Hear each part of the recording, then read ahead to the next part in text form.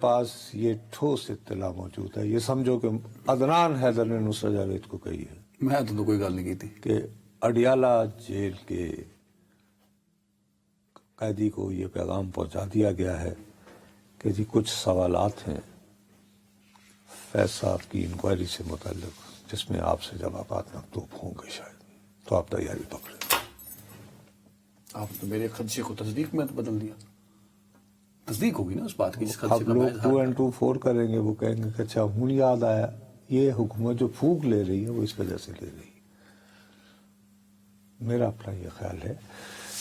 دیکھو ایک بات انہوں نے بہت کام کی ہے، گوہر صاحب کہتے ہیں تاکہ تھرڈ فورس جو ہے قابو میں نہ ہو۔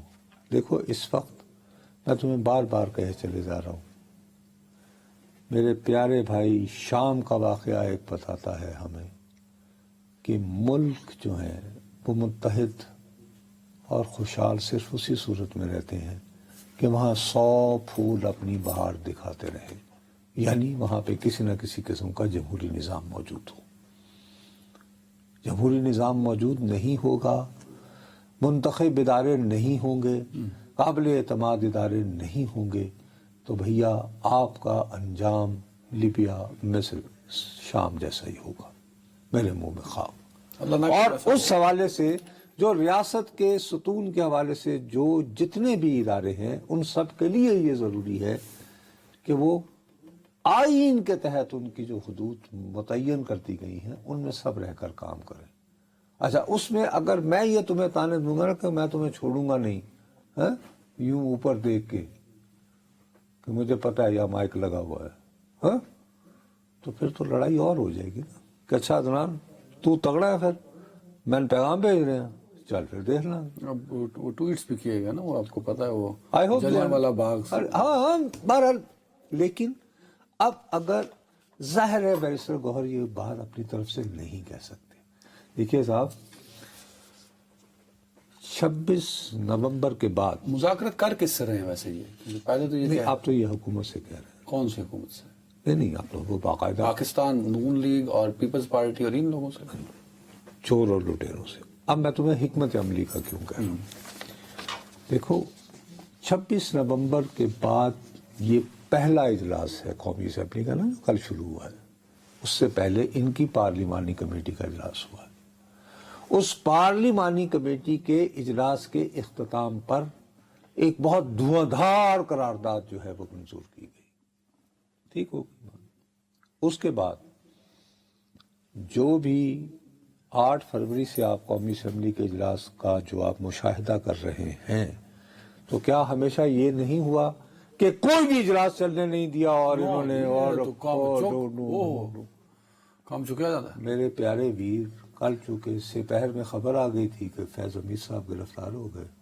نہیں، فیاض حمید پر چارج شیٹ یعنی کہ پیش کر دی گئی ان کو، وہ گرفتاری تو 12 اگست کو 9 مئی ہو میں گئی تھی شامل تفتیش اور 9 مئی میں شامل غیر سیاسی سرگرمیاں اور سیاسی جماعتوں کچھ لوگوں کے ایما پر کچھ حرکت۔ اچھا ویسے کل آپ کی بات میں مجھے ایک اور بندے نے کہا کہ جب ہمارے دوست مرحوم ارشد شریف شہید جب وہ یہاں سے فلائی کر رہے تھے